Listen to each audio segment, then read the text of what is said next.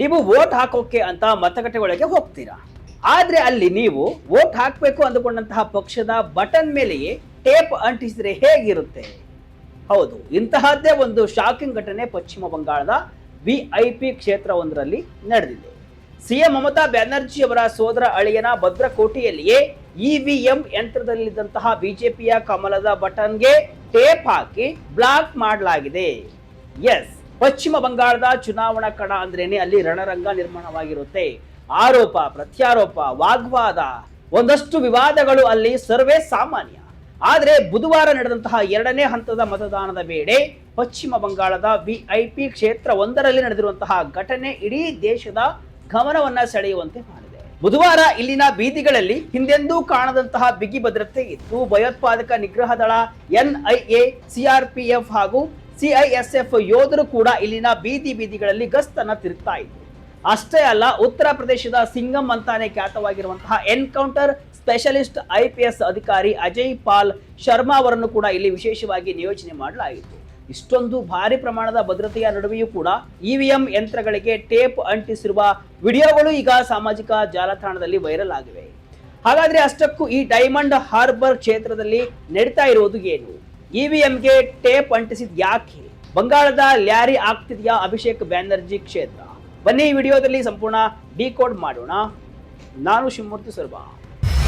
Diamond harbour ನಲ್ಲಿ high drama, EVM ನಲ್ಲಿ BJP ಬಟನ್ಗೆ tape. ವೀಕ್ಷಕರೇ, ಡೈಮಂಡ್ ಹಾರ್ಬರ್ ಲೋಕಸಭಾ ಕ್ಷೇತ್ರ ವ್ಯಾಪ್ತಿಯ ದಕ್ಷಿಣ 24 ಪರಗಣ ಜಿಲ್ಲೆಗೆ ಸೇರುವಂತಹ ಫಾಲ್ತಾ ವಿಧಾನಸಭಾ ಕ್ಷೇತ್ರ ಇವತ್ತು ಇಡೀ ದೇಶದ ಗಮನವನ್ನ ಸೆಳೆಯಿತು.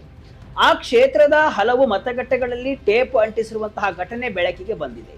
ಬಿಜೆಪಿಯ ಐಟಿ ಸೆಲ್ ಮುಖ್ಯಸ್ಥ ಅಮಿತ್ ಮಾಳವಿಯಾ ಅವರು ವಿಡಿಯೋವೊಂದನ್ನ ಟ್ವೀಟ್ ಮಾಡುವ ಮೂಲಕ ಬಾಂಬ್ ಅನ್ನು ಸಿಡಿಸಿದ್ದಾರೆ. ಆ ವಿಡಿಯೋದಲ್ಲಿ ಇವಿಎಂ ಯಂತ್ರದ ಮೇಲಿರುವಂತಹ ಬಿಜೆಪಿಯ ಕಮಲದ ಚಿಹ್ನೆಯ ಬಟನ್ ಮೇಲೆ ಉದ್ದೇಶಪೂರ್ವಕವಾಗಿ ಟೇಪ್ ಅಂಟಿಸಿರುವುದು ಸ್ಪಷ್ಟವಾಗಿ ಕಾಣ್ತಾ ಇತ್ತು.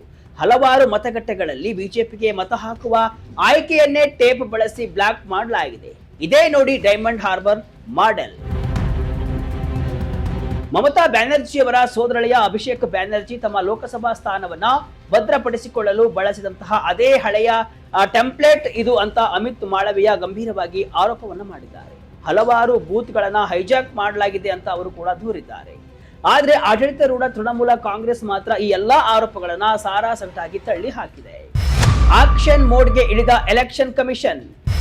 ಎಲ್ಲೆಲ್ಲಿ ಟೇಪ್ ಇದೆಯೋ ಅಲ್ಲೆಲ್ಲ ರಿವೋಟಿಂಗ್. ಈ ವಿವಾದ ಭುಗಿಲೇಳ್ತಾ ಇದ್ದಂತೆ ಕೇಂದ್ರ ಚುನಾವಣಾ ಆಯೋಗ ತಕ್ಷಣವೇ ಎಚ್ಚೆತ್ತುಕೊಂಡಿದೆ. ಘಟನೆಯನ್ನ ಗಂಭೀರವಾಗಿ ಪರಿಗಣಿಸಿದ ಆಯೋಗ ಎಲ್ಲೆಲ್ಲಿ ಇವಿಎಂ ಯಂತ್ರಗಳಿಗೆ ಟೇಪ್ ಅಂಟಿಸಿರುವುದು ಪತ್ತೆಯಾಗಿದೆಯೋ ಆ ಎಲ್ಲಾ ಮತಗಟ್ಟೆಗಳಲ್ಲಿ ಮರು ಮತದಾನ ನಡೆಸುವಂತೆ ಆದೇಶ ನೀಡಿದೆ. ಅಷ್ಟೇ ಅಲ್ಲ, ಇಂತಹ ಘಟನೆಗಳು ಕ್ಷೇತ್ರದ ಇತರ ಕಡೆ ನಡೆದಿರುವುದು ಕೂಡ ದೃಢಪಟ್ಟರೆ ಇಡೀ ಡೈಮಂಡ್ ಹಾರ್ಬರ್ ಕ್ಷೇತ್ರದಲ್ಲಿಯೇ ಮರು ಮತದಾನ ನಡೆಸಬೇಕಾಗುತ್ತೆ ಅಂತ ಚುನಾವಣಾ ಆಯೋಗ ಖಡಕ್ ಎಚ್ಚರಿಕೆಯನ್ನು ರವಾನಿಸಿದೆ. ಚುನಾವಣಾ ಆಯೋಗದ ಮೂಲಗಳ ಪ್ರಕಾರ ಪ್ರಾಥಮಿಕ ತನಿಖೆಯಲ್ಲಿ ಇವಿಎಂಗೆ ಟೇಪ್ ಅಂಟಿಸಿರುವ ಆರೋಪ ಸತ್ಯ ಅಂತ ತಿಳಿದು ಬಂದಿದ್ದು, ಸಂಬಂಧಪಟ್ಟಂತಹ ಪ್ರಿಸೈಡಿಂಗ್ ಅಧಿಕಾರಿಯಿಂದ ವರದಿಯನ್ನು ಕೂಡ ಕೇಳಲಾಗಿದೆ. ಪಶ್ಚಿಮ ಬಂಗಾಳದ ಮುಖ್ಯ ಚುನಾವಣಾ ಅಧಿಕಾರಿ ಕೂಡ ಬಟನ್ ಟ್ಯಾಂಪರಿಂಗ್ ವರದಿಗಳನ್ನ ಕೂಲಂಕುಷವಾಗಿ ಪರಿಶೀಲಿಸಲಾಗುವುದು ಮತ್ತು ಇದು ಸತ್ಯವಂತ ಸಾಬೀತಾದರೆ ಬಾಧಿತ ಬೂತ್ಗಳಲ್ಲಿ ಮರು ಮತದಾನ ನಡೆಯಲಿದೆ ಅಂತ ಸ್ಪಷ್ಟಪಡಿಸಿದ್ದಾರೆ. ಈ ಬಗ್ಗೆ ಪ್ರತಿಕ್ರಿಯಿಸಿರುವಂತಹ ವಿರೋಧ ಪಕ್ಷದ ನಾಯಕ ಬಿಜೆಪಿಯ ಸುವೆಂದು ಅಧಿಕಾರಿ, ನಾವು ಫಾಲ್ತಾ ಮತ್ತು ಇತರ ಕ್ಷೇತ್ರಗಳ ಪರಿಸ್ಥಿತಿಯನ್ನ ಸೂಕ್ಷ್ಮವಾಗಿ ಗಮನಿಸ್ತಾ ಇದ್ದೇವೆ. ಚುನಾವಣಾ ಆಯೋಗ ಕೂಡ ಇದನ್ನ ಗಣನೆಗೆ ತೆಗೆದುಕೊಂಡಿದೆ. ಬೆಳಗ್ಗೆ 9 ಗಂಟೆಗೆ ಭೂಪೇಂದ್ರ ಯಾದವ್ ಜಿ ನನಗೆ ಕರೆಯನ್ನ ಮಾಡಿದ್ರು. ಅವರಿಗೆ ನಾನು ಪರಿಸ್ಥಿತಿಯನ್ನ ವಿವರಿಸಿದ್ದೇನೆ.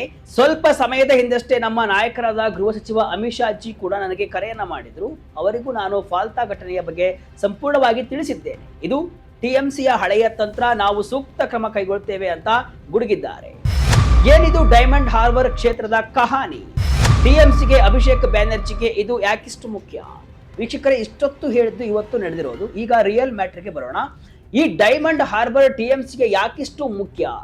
ಕಳೆದ 1 ದಶಕದಲ್ಲಿ ಬಂಗಾಳದ ರಾಜಕೀಯ ಭೂಪಟದಲ್ಲಿ ಡೈಮಂಡ್ ಹಾರ್ಬರ್ ಎಂಬ ಬಂದರು ನಗರಿ ಭಾರಿ ಪ್ರಾಮುಖ್ಯತೆಯನ್ನ ಪಡೆದುಕೊಂಡಿದೆ. ಇದಕ್ಕೆ ಮುಖ್ಯ ಕಾರಣ ಸತತ 3 ಬಾರಿ ಇಲ್ಲಿಂದ ಸಂಸದರಾಗಿ ಆಯ್ಕೆಯಾಗಿರುವಂತಹ ಅಭಿಷೇಕ್ ಬ್ಯಾನರ್ಜಿ. 2014ರಲ್ಲಿ ರಾಜಕೀಯಕ್ಕೆ ಎಂಟ್ರಿ ಕೊಟ್ಟಂತಹ ಸಾಮಾನ್ಯ ಯುವಕ ಇಂದು ಟಿಎಂಸಿ ಪಕ್ಷದ ನಂಬರ್ 2 ನಾಯಕನಾಗಿ ಬೆಳೆದು ನಿಂತಿದ್ದಾರೆ. ಅವರ ಈ ಅಸಾಧಾರಣ ರಾಜಕೀಯ ಬೆಳವಣಿಗೆಯ ಹಿಂದೆ ಇರುವುದೇ ಈ ಡೈಮಂಡ್ ಹಾರ್ಬರ್ ಕ್ಷೇತ್ರ. ಆದರೆ ಬಾಂಗ್ಲಾದೇಶದ ಗಡಿಗೆ ಹೊಂದಿಕೊಂಡಿರುವಂತಹ ಈ ಕ್ಷೇತ್ರ ಸದಾಕಾಲ ವಿವಾದಗಳ ಕೇಂದ್ರ ಬಿಂದುವಾಗಿದೆ. ಟಿಎಂಸಿ ಪಕ್ಷವು ತನ್ನ ವೋಟ್ ಬ್ಯಾಂಕ್ ಅನ್ನ ಬಲಪಡಿಸಿಕೊಳ್ಳಲು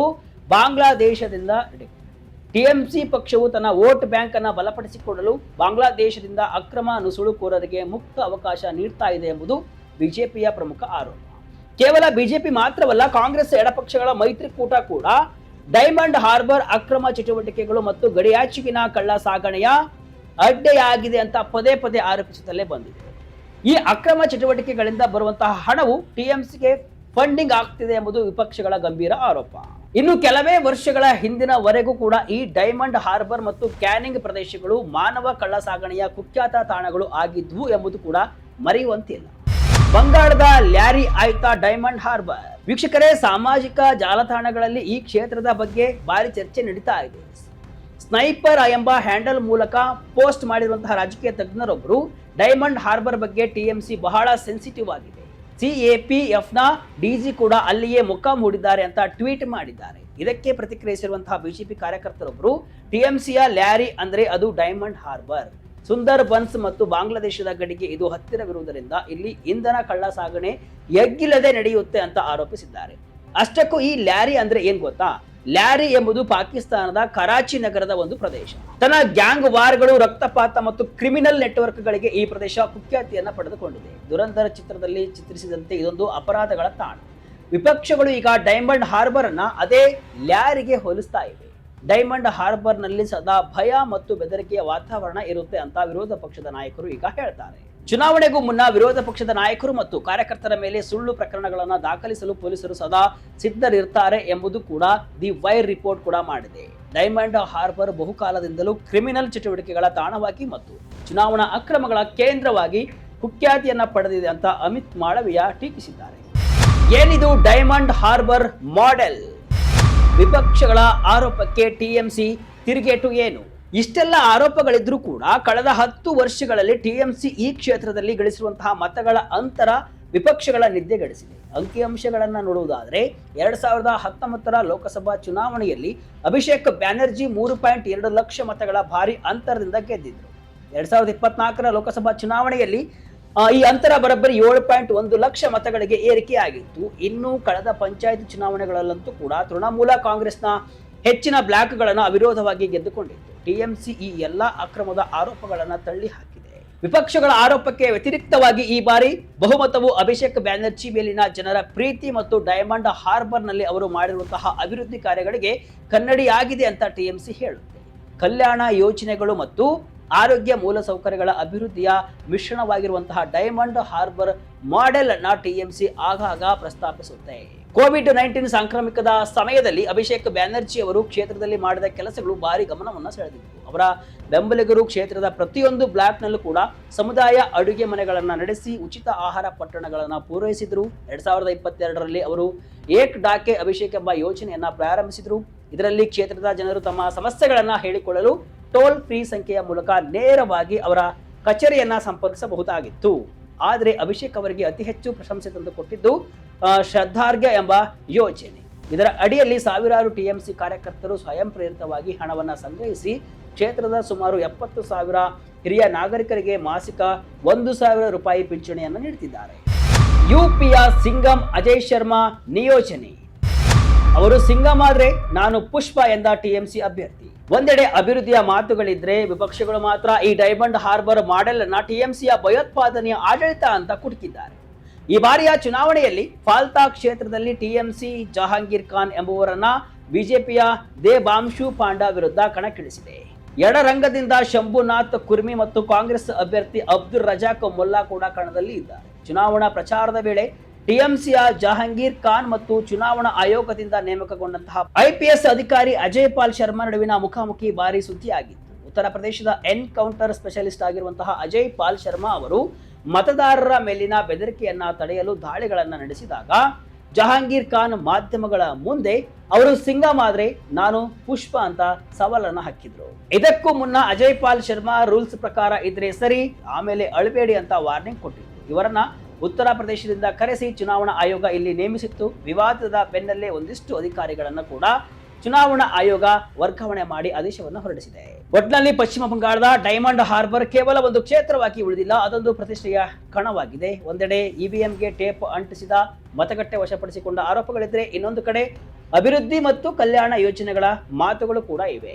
ಅಭೇದ್ಯವಾಗಿರುವಂತಹ ಅಭಿಷೇಕ್ ಬ್ಯಾನರ್ಜಿ ಅವರ ಈ ಕೋಟೆಯಲ್ಲಿ ವಿಪಕ್ಷಗಳು ಮಾಡಿರುವ ಲ್ಯಾರಿ ಆರೋಪಗಳು ವರ್ಕೌಟ್ ಆಗುತ್ತಾ ಅಥವಾ ಟಿಎಂಸಿಯ ಡೈಮಂಡ್ ಹಾರ್ಬರ್ ಮಾಡೆಲ್ ಮತ್ತೊಮ್ಮೆ ಗೆಲುವನ್ನ ಸಾಧಿಸುತ್ತಾ ಎಂಬುದನ್ನ ಕಾದು ನೋಡಬೇಕಾಗಿದೆ. ಮೇ 4ರಂದು ಈ ಕುತೂಹಲಕ್ಕೆ ತೆರೆ ಬೀಳಲಿದೆ. ಇದಿಷ್ಟು ಇವತ್ತಿನ ವಿಶೇಷ. ಇದೇ ರೀತಿಯ ಹಲವು ವಿಶ್ಲೇಷಣೆ ಮಾಹಿತಿ ಅಷ್ಟೇ ಅಲ್ಲ, ಮನರಂಜನೆಯ ವಿಡಿಯೋಗಳಿಗಾಗಿ ವಿಜಯ ಕರ್ನಾಟಕ ವೆಬ್ಸೈಟ್